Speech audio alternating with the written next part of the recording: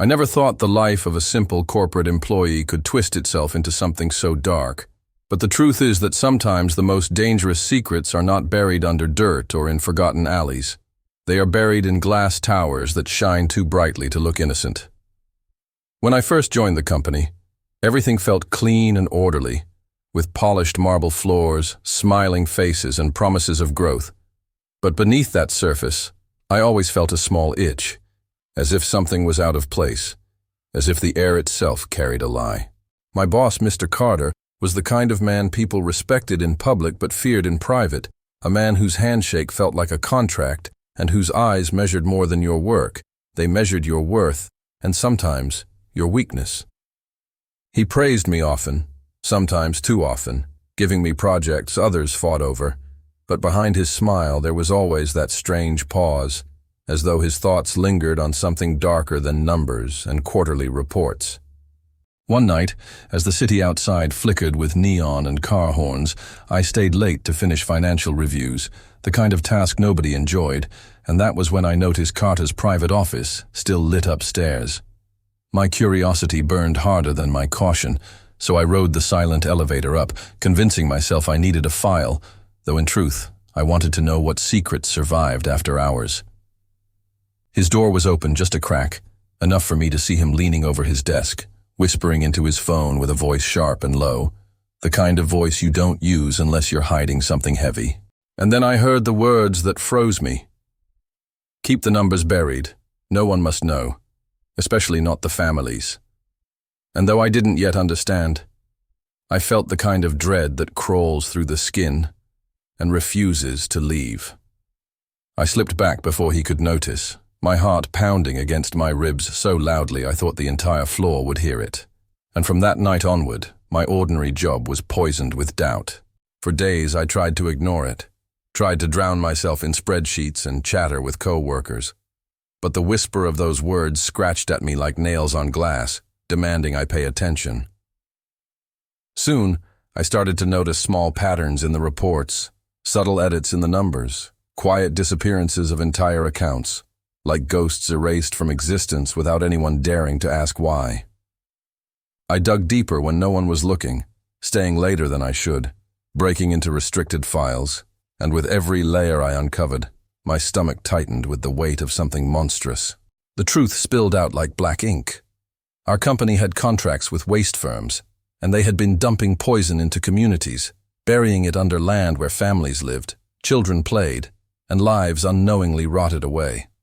I saw photographs in hidden folders, children sick with diseases that had no name, mothers crying into the night, fathers staring blankly at bills they could never pay, and above all of it, the company's logo stamped like a brand of ownership. I wanted to quit right there, to run from that building and never look back. But something inside me clawed harder than fear, something that whispered, if you walk away, you're no better than them. So I began keeping my own evidence, saving copies of files, screenshots of transactions, even recordings when Carter let slip hints during late meetings, and every night the folder on my laptop grew heavier than my conscience could bear. But paranoia followed me like a shadow, and every laugh from a coworker sounded false. Every glance from across the room felt like suspicion, until the office itself turned into a stage where everyone might be wearing a mask. Then it happened.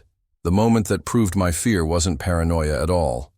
I received an anonymous email, simple subject line, 4 words only, I know what you've found. My blood went cold, because either Carter had discovered me, or someone else was tangled in the same web, and either answer felt equally dangerous. The email didn't threaten me, though. It offered more files, documents that mirrored the ones I had already collected, and the sender spoke like someone who had been digging even longer than I had. Reluctantly, I answered.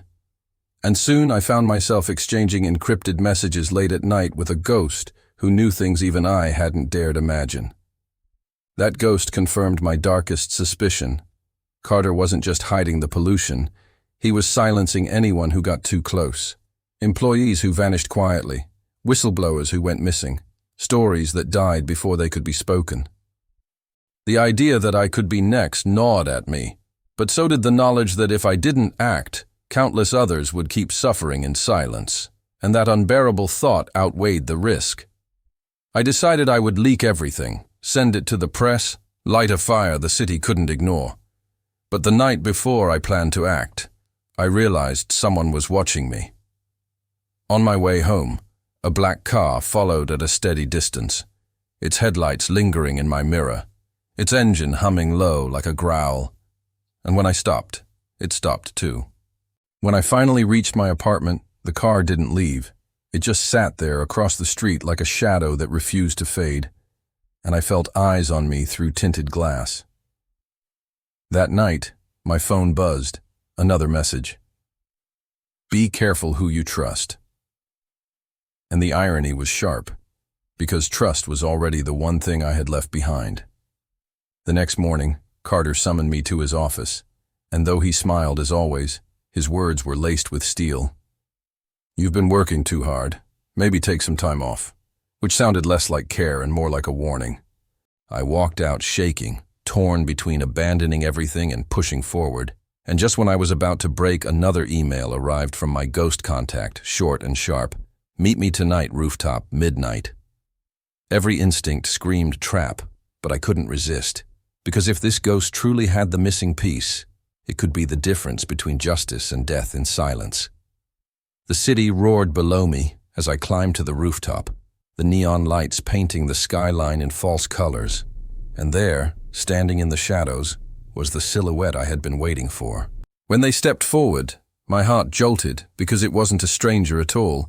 It was Emily, my colleague, the quiet one who slipped through the office unnoticed, the one I had trusted without thought. Her eyes were no longer quiet, though. They burned with the same rage and exhaustion that haunted me, and she spoke with a certainty that left no space for denial. Emily revealed what I had missed, that Carter was not the mastermind.